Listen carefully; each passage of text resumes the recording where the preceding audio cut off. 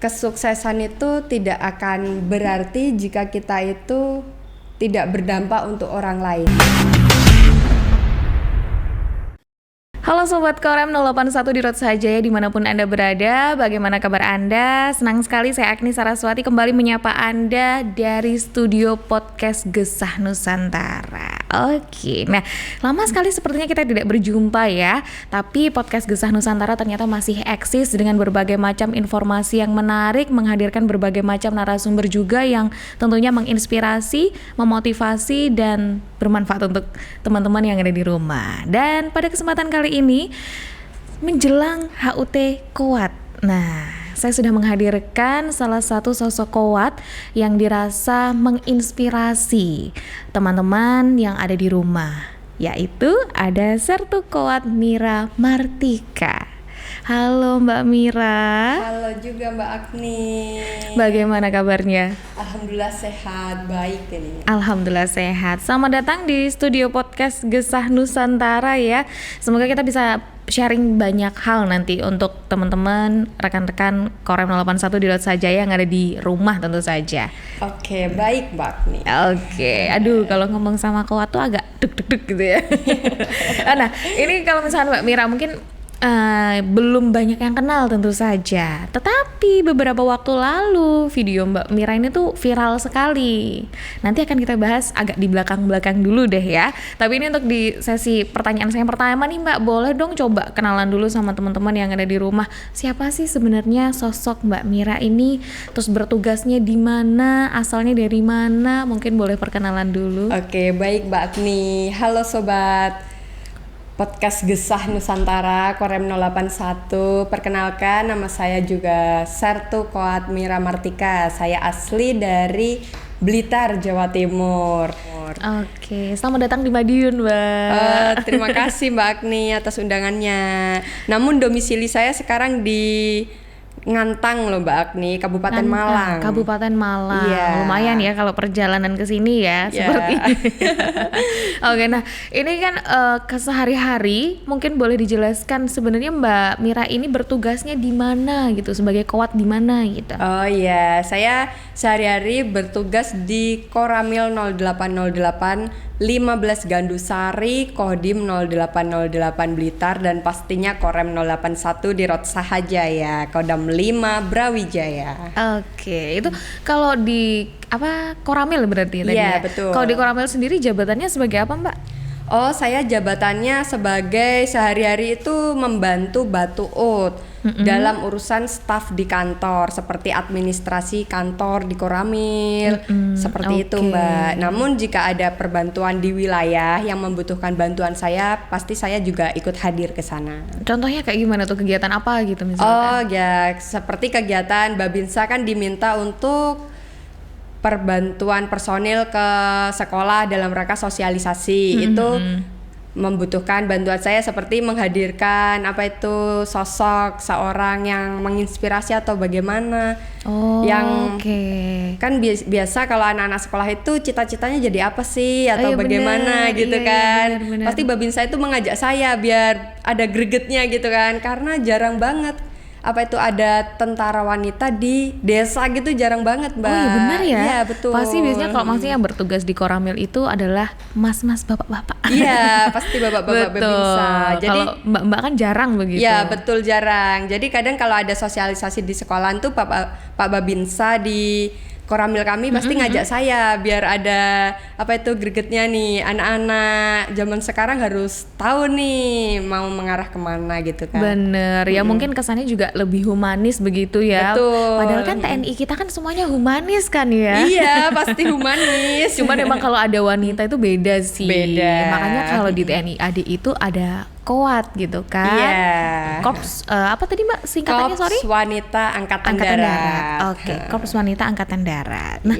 tapi seperti tadi yang di awal kan aku sempat mention tuh, kalau misalkan video Mbak Mira ini tuh lagi rame banget di Instagramnya Korem 081 di Road Saja ya Mbak. Saya juga. Sampai 40.000 viewers loh. Wah, artinya sudah ada 40.000 orang yang menyaksikan video, bukan motivasi sebenarnya, tapi aksi yang dilakukan oleh Mbak Mira ini bisa dikatakan menginspirasi gitu. Nah, mungkin boleh diceritakan kira-kira iya. kegiatannya selain menjadi koat, itu kan ada side jobnya nih di rumah. Iya, Boleh diceritain betul. tentang sapi perahnya? Nah, Itu ya Mbak ya. iya, cluenya sapi perah ini. Iya. Silakan Mbak.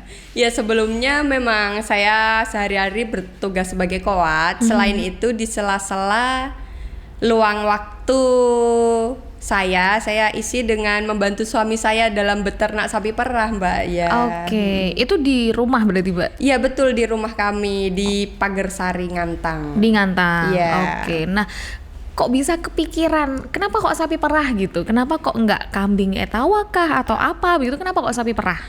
Kalau itu di desa kami itu memang terkenal dengan peternakan sapi perah ya. Oke. Karena cuacanya dingin Mbak. Di Ngantang itu apalagi desa Pagersari itu kayak pucuk gunung lah Mbak. Jadi dinginnya itu minta ampun kan.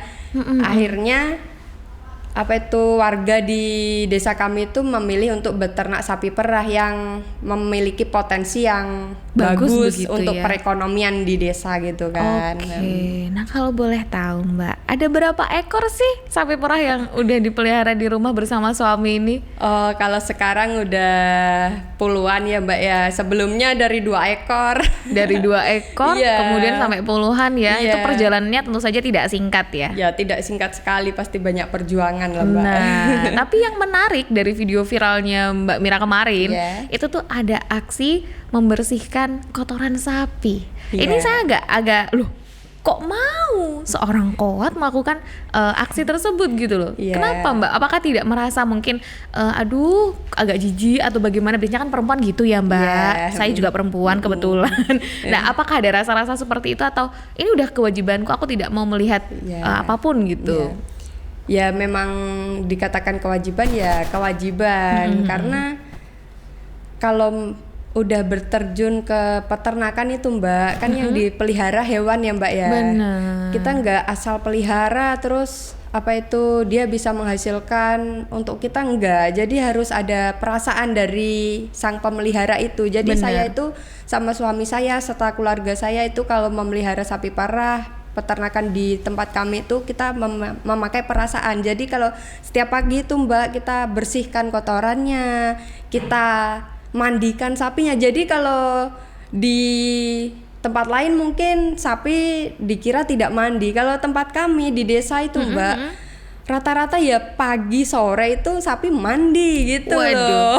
udah kayak saya nih kayaknya mandinya betul. pagi dan sore. Jadi harus dimandikan karena terkait dengan kesehatan sapi itu sendiri. Karena kan sapi perah itu otomatis dia kan yang dituntut untuk menghasilkan susu ya Mbak ya. Betul, betul. Jadi selain kita menunjang untuk agar produknya susu ini banyak, tapi kualitasnya harus bagus Mbak. Karena desa kami itu cita-citanya bisa menghasilkan produk susu sapi perah yang berkualitas tinggi dan bisa dinikmati oleh seluruh Indonesia itu dengan aman gitu loh, bersih gitu. Apalagi kalau misalnya dimandiin setiap hari, kandang juga bersih setiap hari, artinya Iya. kan menjaga kebersihan dari sapinya Iya, yang nanti betul. berimbas dari kesehatannya juga. Ya. Oke, salut banget sih Mbak, beneran. Maksudnya saya yakin nggak banyak wanita terutama ya Iya. di luar sana yang mau melakukan kegiatan tersebut gitu. Dan itu dilakukan setiap hari berarti? Ya setiap hari, kalau tidak ada tugas khusus di TNI karena kan saya juga koat, jadi harus profesional dalam tugas saya, harus bertanggung jawab. Tapi kalau sepulang kantor jika ada waktu luang ya pasti saya terjun ke peternakan selain menciptakan untuk kebersamaan antara suami dengan istri, tapi Betul. juga untuk menunjang perekonomian keluarga kami. Betul. Artinya tidak hanya bergantung sebagai tugas menjadi tugas sebagai TNI saja begitu ya, tapi juga memiliki usaha yang saya rasa pasti menginspirasi teman-teman yang ada di luar sana begitu. baik. Nah, awal mungkin boleh diceritain sedikit lagi deh Mbak. Kesulitannya atau mungkin tantangannya ketika menjadi peternak sapi perah itu apa sih kira-kira? Tantangannya pasti banyak ya Mbak ya, apalagi kalau peternak muda itu ya dari awal ya pasti dari anakan sapi dulu. Betul. Gitu kan. Dan itu prosesnya lama. Jadi kalau anakan sapi perah bisa menghasilkan susu itu nggak mungkin Mbak. Jadi Iya, bener nggak ya? mungkin. Jadi harus otomatis dia jadi indukan dulu. Jadi susu sapi perah bisa menghasilkan susu itu syaratnya dia harus melahirkan terlebih dahulu gitu. Jadi kan dari anak dirawat sampai kira-kira ya 11 bulan lah Mbak, itu udah siap untuk IB namanya ya, seperti kawin suntik itu kan. Baru dia kalau udah hamil nanti dalam kurun waktu 9 bulan melahirkan, baru bisa diperah itu susunya kan. Wah, dari 11 bulan, 9 bulan berarti perjalanannya sampai 2 tahun ya, kurang 2 lebih tahun, kurang lebih 2 tahun baru bisa menghasilkan susu gitu kan. Artinya perlu ketelatenan, kesabaran. Harus ulet lah Mbak ya. Bener, karena prosesnya panjang sekali, nggak serta-merta beli anakan sapi perah kemudian langsung bisa menghasilkan ya. Iya, nggak serta-merta seperti itu. Kita harus pakai perasaannya itu loh, harus disayang-sayang sapinya. Ya itu tadi seperti dibersihkan kotorannya, dimandiin, dikasih makan. Makan pun harus berkualitas gitu kan, untuk menghasilkan bibit-bibit unggul gitu kan. Terutama istilahnya apa yang dimakan sapi kan nanti keluarnya mungkin juga dari nutrisi yang ada di susunya juga kan berarti betul. Nah kalau boleh tahu nih Mbak, tantangan selain itu ketika membersihkan kotoran sapi terutama, pernah nggak sih ya Allah kok kesel mentok, kok capek mentok setiap hari kegiatan seperti ini? Pernah merasa kayak gitu nggak sih Mbak? Ya pasti pernah merasakan karena kegiatannya monoton ya Mbak ya. Iya sih ya, setiap hari begitu aja. Iya, tapi kalau nggak gitu ya gimana, kan ini sudah jadi tanggung jawab kami, apalagi kan juga suami itu kan. Perjuangannya berat loh Mbak. Suami saya itu ya Mbak, dari jam 3 pagi itu udah bangun untuk memerah susu. Iya, dari jam 3 pagi. Dia kan juga punya pegawai ya, tapi kan untuk membersihkan dan lain sebagainya sapinya, kan banyak sekali pekerjaannya gitu ya. Iya, banyak sekali pekerjaannya. Jadi suami saya ya terjun langsung gitu. Kan membutuhkan bantuan orang lain ya, saya juga harus terjun gitu Mbak. Bayangin Mbak, dari jam 3 pagi udah merah susu sampai jam 7, kalau disetorkan ke koperasi kan itu mungkin jam setengah 7, jam 6 gitu kan. Nanti jam habis itu mungkin makan pagi, terus suami saya mungkin setelah makan ke apa itu lahan-lahan rumput itu kan untuk makan sapi begitu ya. Selain itu memastikan lah stok pakan sapinya itu masih aman gitu kan. Nanti mungkin istirahat siang itu ya habis duhur Mbak, nanti jam 2 jam 3 sore ke kandang lagi merah sampai maghrib Mbak, bayangin. Perjuangan banget kan. Betul, makanya tidak mudah gitu kan. Tapi mudah. Justru hasilnya nanti yang di kemudian hari itu yang akan dinikmati dari proses yang tidak mudah ini tadi. Nah, mungkin pertanyaan terakhir seputar sapi ini tadi Mbak.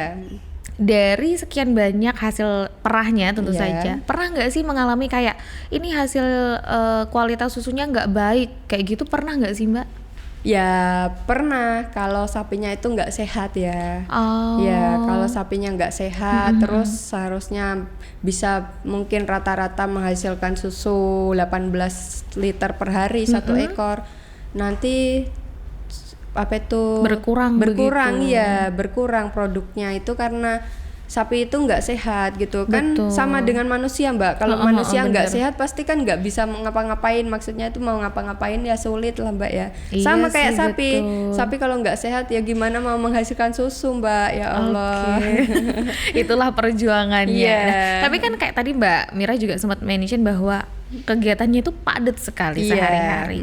Itu bagaimana Mbak Mira membagi waktu bersama suami tentu saja untuk bisa menjalankan peran sebagai kowat Mbak Mira, kemudian menjalankan peran di rumah sebagai peternak sapi dan sebagai istri, itu bagaimana kira-kira? Ya pasti banyak tantangan ya Mbak. Ya saya harus pintar-pintar untuk membagi waktu gitu. Kalau pagi sebelum ada waktu ke kandang dulu ya saya ke kandang gitu kan. Kalau kadang harus dituntut kayak upacara pagi atau kegiatan pagi banget yang membutuhkan apa itu harus on time gitu Mbak. Ya saya harus profesional sebagai kowat gitu kan, harus mengutamakan tugas dinas saya gitu kan. Ini kan peternakan kan dari suami juga gitu. Jadi di rumah ada suami, ada pegawai. Tapi kalau saya senggang ya saya ikut campur gitu kan dalam peternakan itu. Tapi kalau saya lagi padat kegiatan ya saya harus profesional sebagai TNI ya Mbak ya. Betul. Maksudnya tidak meninggalkan tugas sebagai TNI Angkatan Darat, tetapi juga tidak melupakan tugas sebagai istri di rumah, mendukung apapun yang suami lakukan. Iya betul, gitu. harus itu Mbak. Ya. Apalagi anak juga ada di rumah kan. Jadi saya juga seorang ibu Mbak ya Allah. Nah, makanya harus luar ini biasa. juga memenuhi kebutuhan kasih sayang lah kepada anak saya. Tugasnya keren sih Mbak. Semoga tetap bisa menginspirasi teman-teman kuat yang ada di luar sana. Karena kita mengingat bahwa Korps Wanita TNI Angkatan Darat ya. Angkatan Darat ini kan tugasnya tidak hanya menjaga teritorial saja bersama teman-teman yang lain begitu, tapi juga mengurus administrasi perkantoran dan lain sebagainya sesuai tugas masing-masing kan ya. Artinya ternyata TNI dengan kehadiran Koat ini lengkap sudah berarti. Ya lengkap lah Mbak. Nggak cuman bapak-bapak mas-mas aja. Dengan tapi semakin harmonis dengan kehadiran para perempuan. Betul. Meskipun jumlahnya masih terbatas. Betul begitu ya Mbak ya. Nah, tapi kalau misalkan Mbak Mira sendiri melihat Koat di usia kalau kita hitung berarti sekarang di 63 tahun ya. Iya. Di ulang tahun ke-63 nanti 22 Desember. Iya. Bagaimana sih kalau Mbak Mira melihat Koat yang ada saat ini? Menurut saya Koat saat ini ya kreatif semua Mbak. Ya Allah, mandiri semua gitu kan.